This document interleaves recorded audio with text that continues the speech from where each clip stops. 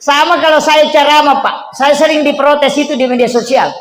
Yang mengatakan ini ustaz tidak ada dalilnya.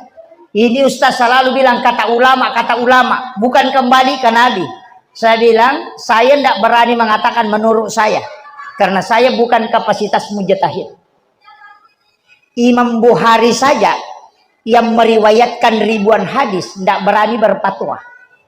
Imam Muslim juga begitu. Apalagi saya. Jadi saya itu cuma bilang, menurut Imam Syafi'i begini, menurut Guru Kiai Abdul Rahman Ambodale begini, menurut Imam Maliki begini. Itu semua berdasarkan hadis. Tapi kenapa saya pakai nama ulama? Supaya saya aman. Nanti kalau di hari kemudian ditanya, kenapa kau pakai pendapat ini? Itu Imam Syafi'i bilang, pergi kau tanya itu. Selesai urusanku. Tapi kalau saya bilang, menurut saya, oh malaikat pasti bilang, oh tinggal kau dulu kau, bertanggung jawab. Itu paling aman, Pak. Makanya di warkop itu kan ada pengantar kopi toh. Ada pengantar makanan. Kalau sudah pesan makanan, ada yang ngantar. Kalau kopinya kurang manis, jangan protes pengantarnya. Protes yang bikin.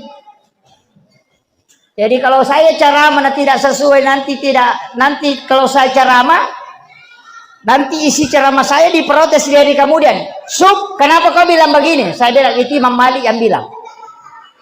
Itu Imam Syafi'i yang bilang, tanya dia. Selesai urusanku.